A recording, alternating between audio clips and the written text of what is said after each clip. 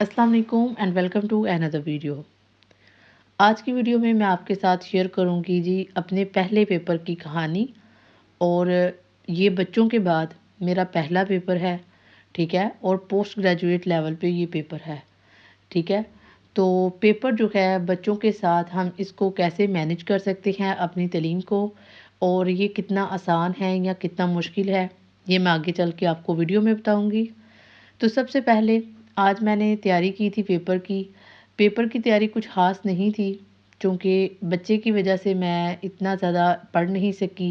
जितना मेरे पास पॉसिबल हुआ मैंने अपने कंसेप्ट को क्लियर किया, और इसके बाद मैं यूनिवर्सिटी को निकल गई। तकरीबन 2 घंटे की मुसाफत के बाद हम यूनिवर्सिटी पहुँचे, और वहाँ जाके जनाब हमें पता चला कि हम जो हैं वो बहुत ज़्यादा लेट आए हैं। तकरीबन 5 मिनट रह चुके थे जब मैं यूनिवर्सिटी में पहुँची। तो 5 मिनट में मैंने फटाफट से अपने मोबाइल सबमिट करवाया, उसके बाद अपना बैग सबमिट करवाया, और एग्ज़ामिनेशन हॉल में हम चले गए। वहाँ गए तो वहाँ जाके हमने जब कंप्यूटर्स को ऑन किया, तो मेरा कंप्यूटर जो था वो चल ही नहीं था रहा।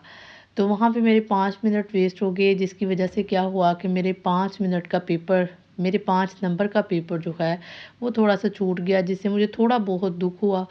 बट अल्हम्दुलिल्लाह ओवरऑल पेपर अच्छा हो गया, जिसकी वजह से मुझे लगता है कि मैं अच्छे मार्क्स ले सकती हूँ। पेपर करने के बाद हम फ़ौरन जो है वो घर की तरफ निकले, क्योंकि घर पे मेरा बेटा जो था वो मेरा इंतज़ार कर रहा था। मैं घर जब पहुँची तो उसके लिए मैंने अच्छा सा ड्रिंक तैयार किया। ये बहुत ही हेल्दी ड्रिंक है। इसमें मैं 3-4 बादाम डालती हूँ, थोड़ी-सी खजूरें डालती हूँ, और दूध और पानी को मिक्स करके मैं इसको ये ड्रिंक देती हूँ। एक तो बच्चा शौक से पीता है, और सेकंड आप जो सादा मिल्क देते हो ये उसकी निस्बत बहुत ज़्यादा रिफ़्रेशिंग होता है और बहुत हेल्दी भी होता है। ना सिर्फ ये बच्चों के माइंड के लिए अच्छा होता है, बल्कि उनकी जो डाइट है, ओवरऑल डाइट की, उसके ऊपर भी जो है बहुत अच्छा इम्पैक्ट डालता है। तो यहाँ पे अब बात करते हैं कि बच्चों के साथ पढ़ना आसान है या मुश्किल। तो बच्चों के साथ पढ़ना जो है वो मुश्किल है, क्योंकि आप जितनी तालीम शादी से पहले हासिल कर लो, बच्चों से पहले हासिल कर लो, वो सबसे बेस्ट है। लेकिन अगर मजबूरन आपकी तालीम थोड़ी-सी रह चुकी है, कंप्लीट नहीं हुआ, मास्टर के बाद आपका एमफिल नहीं हुआ, तो इसके बाद आपको जो है बच्चों के बाद जो है वो आपको डिफ़िकल्टी होगी। एक सूरत है जब आपको आसानी हो सकती है, और वो ये है कि अगर आपके पास कोई नानी या दादी अवेलेबल है, तो वो बच्चे का ख़्याल रख सके, तो इससे आपको सहूलत हो सकती है। आपका बच्चा जो है वो मज़बूत हाथों में होगा।